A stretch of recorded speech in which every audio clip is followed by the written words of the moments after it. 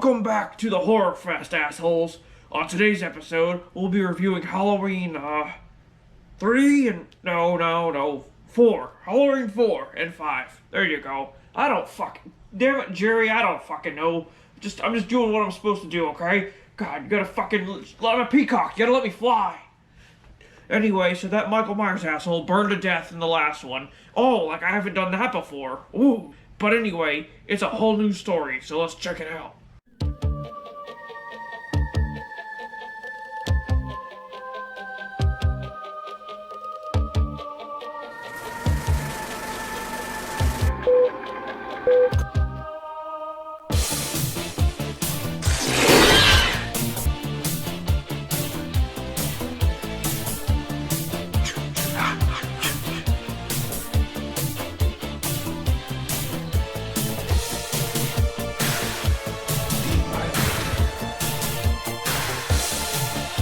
They were making love while that young boy drunk.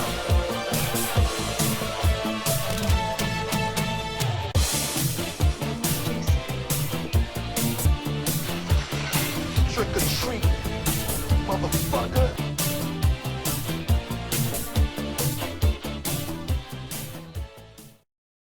With your host, Freddy. Happy Halloween, bitch.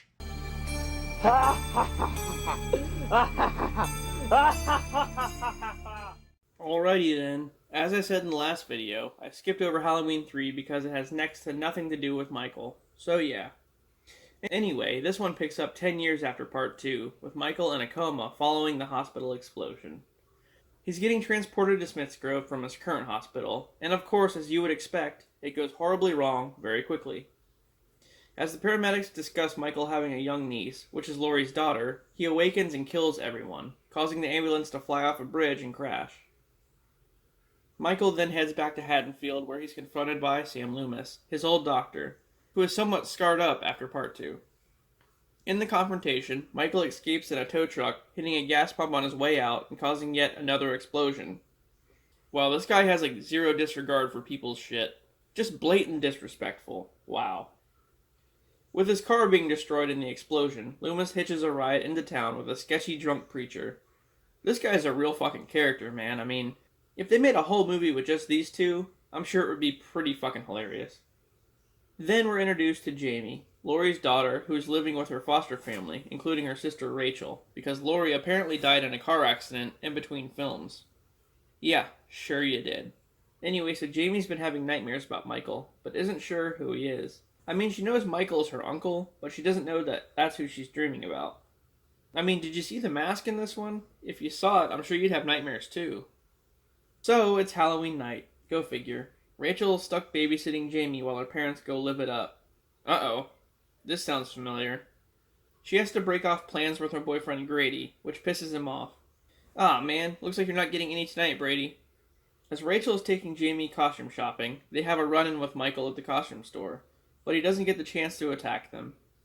Conveniently, Michael then goes to a power station and throws the worker onto a transformer, killing the power to the whole town. Loomis shows up and warns the new sheriff, Meeker, about Michael. But a lot of good that does, because Michael then walks into the police station and just kills literally everyone. What we're left with is an angry mob of rednecks who decide to take matters into their own hands and go after the Shape. Around this time, Rachel finds her boyfriend Brady cheating on her with the sheriff's daughter. Oh, well, I take it back. I guess you did get some.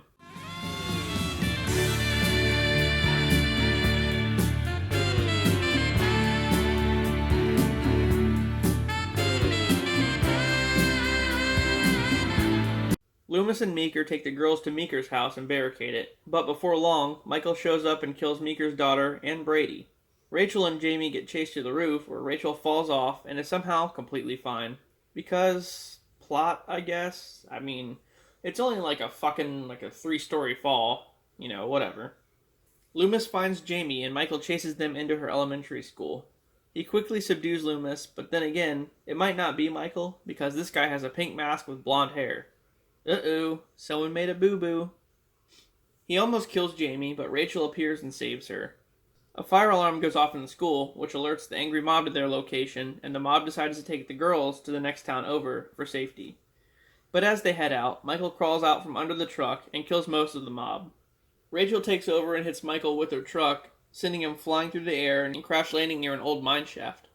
State police show up with Meeker and Loomis, and they gun down Michael RoboCop style, with him falling down the mine shaft. Then, they take Rachel and Jamie home, but something just doesn't seem right. As Rachel's stepmom attempts to get Jamie in the bath, Jamie shows up with scissors and stabs her repeatedly. Just then, Loomis and the others look on in horror as she stands at the top of the stairs with a blank look on her face, just as Michael had done all those years ago. In Part 5, after Michael falls down the mine shaft, he ends up floating down a river until he's rescued by a weird hermit who takes him in and nurses him back to health. 1 year later, Michael wakes up, and to thank the hermit for helping him, he kills him. Aw, how thoughtful. Jamie has been admitted to a children's clinic following the attack on her stepmother, where she is now mute thanks to all the shit she just went through. Not only that, but now she has visions of Michael as he kills, pretty much saying that now she shares a telepathic link with him. Well, this one's off to a wonderful start. Let's see where this goes. Loomis is with her at the clinic and is the only one who apparently notices her having these visions, because every time she has one, they send her into a seizure. And yet, all these nurses are just walking right on by. Great job. Rachel makes a quick appearance, but is quickly put down, and the focus shifts to her friend Tina, the most annoying female in the entire series. Michael also kills Tina's boyfriend and poses as him by wearing this creepy-ass mask. He picks her up to take her to this barn party, and she has no idea it's not her fucking boyfriend. Again, this chick is something special. Later on, Jamie uses her Jean Grey powers to sense that Tina is in danger and sets out to find her. Meanwhile, at the barn party, Tina's friends are doing the nasty in a barn when Michael impales them with a pitchfork. Honestly, these guys are almost just as annoying as Tina is, so I actually encouraged this. With all the partygoers in a panic after finding the bodies, Jamie and this other kid show up just as Tina gets the hell out of there. This kid's annoying too. Damn, pretty much everyone in this movie just pisses me off. After that, Michael chases Jamie and the other kid in a car and they almost get ran over. But Tina sacrifices herself so that they can escape. Oh, Tina's dead? Oh no, that's just too bad. Loomis, Meeker, and Jamie make a plan to lure Michael to his childhood home to end things once and for all. But the plan, of course, falls through almost immediately. Michael shows up and kills a few deputies, injuring Jamie and eventually cornering her in the attic. Then, there's like this weird scene where he's about to kill her, but she addresses him as uncle, and then for whatever reason he stops like dead in his tracks and takes his mask off. Okay. He walks up to Jamie and she touches his face, sending him into like a blind rage.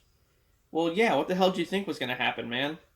So then all of a sudden he throws the mask back on and chases her again. They get intercepted by Loomis downstairs, and at this point, after all the shit he's endured over the years, he finally snaps and holds Jamie hostage to lure Michael in. Personally, I think this guy is fucking crazier than Michael. So Loomis shoots Michael with a tranq dart and beats him with a fucking 2x4 walking tall style. He overdoes it a bit though, because eventually he falls out with a stroke. Meeker and the remaining police show up and take Michael into custody, locking him into a cell at the station. Then just when the dust settles and everything seems over, this random, mysterious man in black walks in and blows up the police station, freeing Michael. Jamie then notices that Meeker and his guys are all dead, but Michael is free. The end. Okay, so it's not horrible, but it's pretty bad. These two movies, plus Part 6, are all considered the Cult of Thorn trilogy, where they discovered the origin of Michael's invulnerability being a pagan cult. And not to get too far into it, but in Part 6 you find out that the cult sacrificed young Michael to get possessed by this demon named Thorn, and it gave him superhuman power pretty much. They touch more on this in Part 6, like I said, but I'll be skipping over that one because, yeah. So back to this, I liked Rachel because she was the next best thing to not having Laurie. But when she gets replaced by Tina, I just wanted Michael to kill her immediately. And Jamie was a great protagonist in Part 4. The whole telekinetic bullshit though, yeah, I can't get past that. Overall, they were decent and an interesting continuation of the originals. I think my favorite part of these was Loomis's descent into madness though. Realizing Michael couldn't be stopped, he just lost his fucking mind. So tomorrow, I'll be checking out Halloween H2O and Resurrection. 2 films that follow a completely different timeline in the Halloween universe. So, see you then.